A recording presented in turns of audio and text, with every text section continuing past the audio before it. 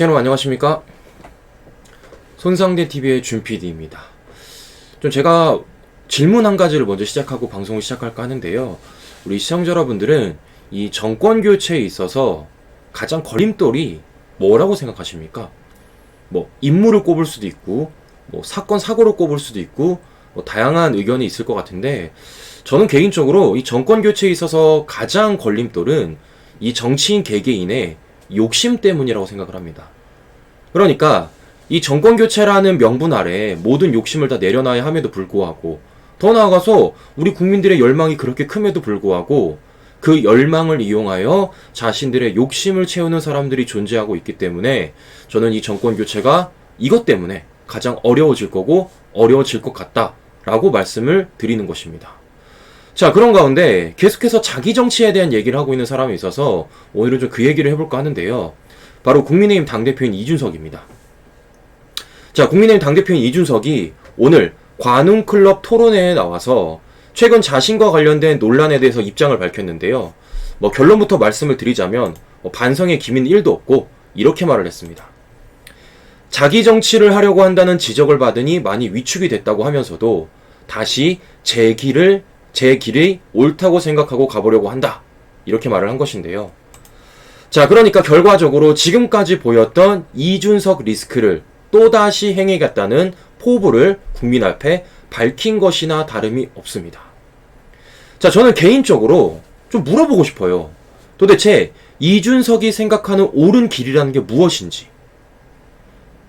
지금까지 이준석의 언행을 보면 말은 그럴싸했지만 정작 행동과 말은 전혀 다른 모습들을 보여주지 않았습니까? 하나의 예를 들면 지금 이런 대선 경선 중간에 이준석이 어디 갔습니까?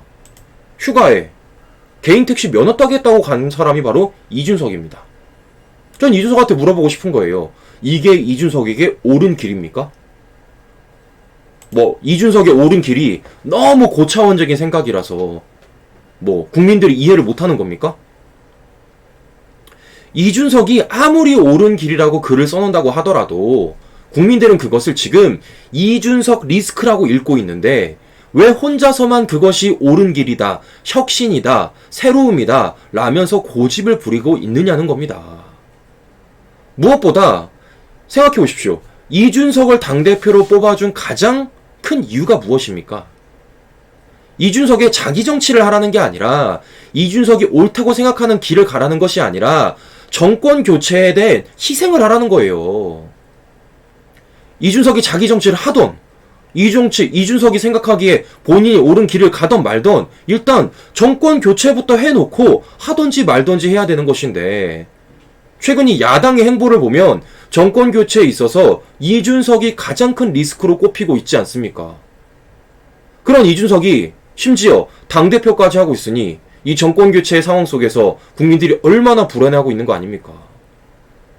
그런데 이것을 관훈클럽 초청 토론회까지 나와서 자기 정치하겠다 라는 포부를 밝히고 있으니 이건 어쩌자고 하는 건지 저 개인적으로는 의문이 들 따름입니다. 사실 이 자리에서 제가 가장 어이가 없었던 이준석의 발언은 바로 이것입니다. 자, 이준석이 뭐라 그랬냐면요, 이런 말을 하더라고요. 새로운 것에 대한 두려움을 떨쳐내야 하고 관습을 강요하지 않아야 한다. 젊은 세대는 우리 사회가 계급장을 떼고 더는 위아래를 나누지 않는 문화를 받아들이라고 요구하는 것일지도 모른다. 이러한 발언이었습니다. 너무 맞는 말이에요. 너무 맞는 말입니다. 새로운 것에 대한 두려움도 떨쳐내야 되는 거고요. 관습을 강요하지도 말아야 되는 거고요. 젊은 세대는 우리 사회가 계급장을 떼고 더는 위아래로 나누지 않는 문화를 받아들이라고 요구하고 있다는 것, 누구나 할 수 있는 이야기입니다. 근데 이걸 이준석이 했으니까 문제인 거죠. 자, 우리 청자분도 기억하실 겁니다. 이준석이 불과 한 달 전에 어떠한 발언들을 이어나갔습니까?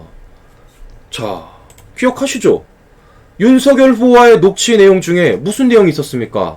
싹 함구령을 내려달라. 아직 정신을 못 차리고 있는 것 같다. 이런 발언을 했던 게 이준석이었어요. 아니, 이거 기억 못합니까? 왜요? 아직도 이러한 녹취 내용이 없다고 부정하는 거예요?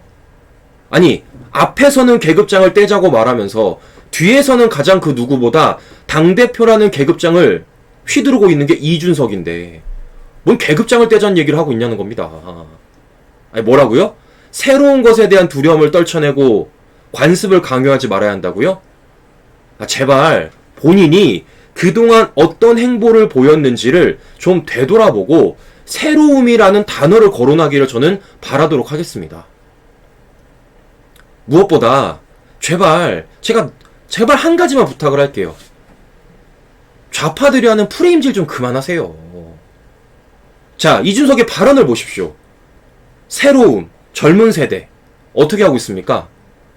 마치 이준석을 반대하는 사람들은 새로움을 거부하는 사람들인 것처럼, 마치 이준석을 반대하는 사람들은 젊은 세대의 요구를 들어주지 않는 사람들인 것처럼, 마치 이준석을 반대하는 사람들은 계급장을 떼지 않고 꼰대질을 하는 사람인 것처럼 프레임질하고 있잖아요.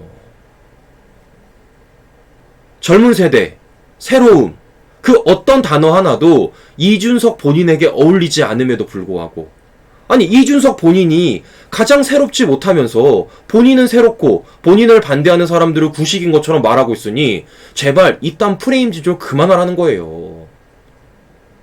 지금 이런 프레임질이 이준석의 자기정치의 실체이니 국민들이 이준석의 자기정치 그만하라고 비판의 목소리를 가하고 있는 겁니다.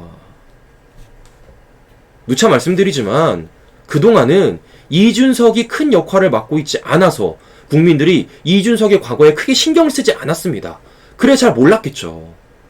그런데 이제는 이준석이 당대표라는 자리에 있기 때문에 이준석의 과거, 더 나아가 현재 행보에 대해서 국민들이 주시하고 있어요. 잘해서 주시를 하는 게 아니라 문제가 될까봐 주시를 하고 있다고요.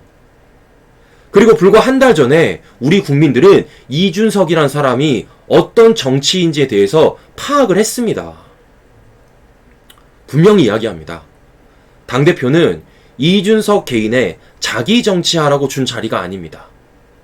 정권 교체에 있어서 이준석 개인을 희생하라고 준 자리예요. 당대표 자리를 희생이 아닌 개인 사욕을 챙기는 데 사용한다면 우리 국민들이 정치인 이준석에 대해 어떤 평가를 내릴지 한 번이라도 생각해 보기를 바라겠습니다. 지금까지 손상래TV 단신이었습니다. 끝까지 시청해주신 시청자 여러분 감사합니다.